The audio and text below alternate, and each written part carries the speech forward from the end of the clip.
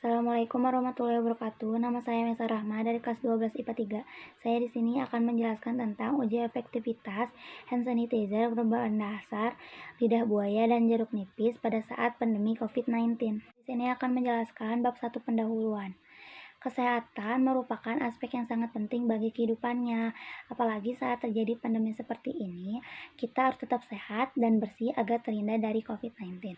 Saat ini banyak ditawarkan pembersih tangan berupa hand sanitizer karena penggunaannya lebih praktis. Hand sanitizer atau antiseptik adalah produk kesehatan yang langsung membunuh bakteri tanpa air. Dapat digunakan kapan saja dan di mana saja, seperti setelah pengolahan keuangan, sebelum makan, setelah ke toilet, dan setelah membuang sampah. Hand sanitizer merupakan pembersih tangan yang praktis dan mudah dibawa kemana-mana, serta memiliki kandungan antiseptik.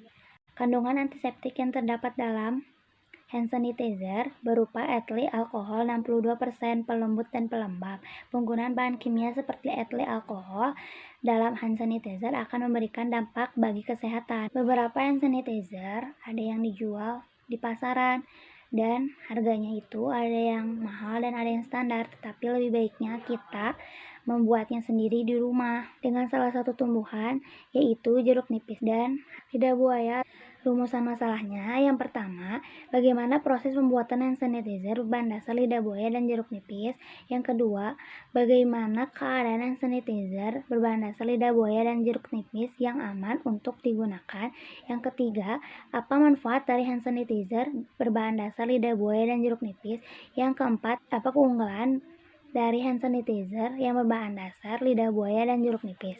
Tujuannya yang pertama untuk mengetahui proses pembuatan hand sanitizer berbahan dasar lidah buaya dan jeruk nipis. Yang kedua untuk mengetahui keadaan hand sanitizer berbahan dasar lidah buaya dan jeruk nipis yang aman untuk digunakan. Yang ketiga untuk mengetahui manfaat berbahan dasar lidah buaya dan jeruk nipis. Yang keempat untuk mengetahui keunggulan dari hand sanitizer yang berbahan dasar lidah buaya dan jeruk nipis. Manfaat hand sanitizer dari penelitian ini adalah yang pertama bagi peneliti untuk menambah wawasan dan pengetahuan mengenai hand sanitizer dan bisa dijadikan sebagai rekomendasi bagi peneliti lain ketika membuat suatu karya tulis mengenai hand sanitizer alami dengan berbahan dasar lidah buaya dan jeruk nipis. Yang kedua, bagi penulis, untuk menambah wawasan serta informasi bagi penulis mengenai pembuatan hand sanitizer alami dan perasan jeruk nipis dan lidah buaya, selain yang didapatkan dari bangku sekolah akan tetapi juga dari karya tulis. Yang ketiga, bagi sekolah diharapkan menjadi penelitian yang dapat menjadi dokumen untuk sekolah untuk bahan penelitian sebelumnya. Bab kedua, saya akan menjelaskan tentang hand sanitizer. Hand sanitizer merupakan pembersih tangan yang memiliki kemampuan antibakteri dalam menghambat hingga membunuh bakteri. Terdapat dua hand sanitizer yaitu hand sanitizer gel dan hand sanitizer spray. Hand sanitizer gel merupakan pembersih tangan berbentuk gel yang berguna untuk membersihkan atau menghilangkan kuman pada tangan, mengandung bahan aktif alkohol 60%. Sedangkan hand sanitizer spray merupakan pembersih tangan berbentuk spray untuk membersihkan atau menghilangkan kuman pada tangan yang mengandung bahan aktif irgasan dan alkohol 60%. Jeruk nipis atau Citrus aurantifolia swingle merupakan salah satu tanaman yang mudah didapatkan di lingkungan masyarakat dan banyak digunakan sebagai ramuan tradisional, sebagai campuran perisa atau aroma. Selain jeruk nipis juga mengandung unsur-unsur senyawa kimia yang bermanfaat. Minyak atrisi yang mempunyai fungsi sebagai antibakteri yaitu flavonoid yang dapat menghambat pertumbuhan kuman pada kulit dan juga memiliki aroma yang khas. Lidah buaya atau aloe vera merupakan salah satu tanaman yang berkhasiat sebagai antiseptik. Lidah buaya atau yang biasa kita kenal dengan sebutan aloe vera ini adalah tumbuhan yang berduri dengan kaya manfaat sejak ribuan tahun silam. Tumbuhan ini bisa digunakan untuk penyubur rambut, penyembuh luka, dan perawatan kulit. Aloe vera adalah salah satu tanaman yang banyak dijumpai di Indonesia, baik di lingkungan maupun di lingkungan luar, dan banyak dimanfaatkan sebagai tanaman hias. Selain banyak digunakannya sebagai tanaman hias, tanaman juga banyak dimanfaatkan sebagai pengobatan, seperti pengobatan tradisional. Lidah buaya merupakan aktivitas anti jamur, antivirus, dan antibakteri. Antibakterinya ditunjukkan oleh kandungan kompleks anthraquinone. Di bab 3 ini saya akan menjelaskan tentang pembahasan produk dan hasil produk. Untuk pembahasannya, di kemasan botol hand sanitizer ini ada 3, yaitu botol pump, botol flip top, dan botol spray. Botol pump dan botol flip top ini itu digunakan biasanya untuk yang gel, dan botol spray itu biasanya digunakan untuk yang cair. Untuk cara proses pembuatannya, kita siapkan dulu bahan-bahannya seperti lidah buaya dan jeruk nipis. Kita cuci bersih lidah buaya dan jeruk nipis, lalu kupas lidah buaya dan kita ambil dagingnya, lalu kita blender dan kita saring kembali, lalu kita ambil jeruk nipis dan saring jeruk nipis untuk kita ambil airnya saja, lalu campurkan semua bahan untuk 23 ml lidah buaya, 7 ml jeruk nipis, dan 70 ml alkohol. Lalu hand sanitizer siap digunakan. Untuk penjualannya, harga-harga alat untuk membuat hand sanitizer yang saya buat totalnya 161.500. Dan untuk penyusutan alat, listrik dan airnya semuanya totalnya 10.089 perak. Kalau bahan-bahan yang saya buat total semuanya 75.000, dan saya membuat hand sanitizer 6 pieces untuk ukuran 100 ml seperti ini.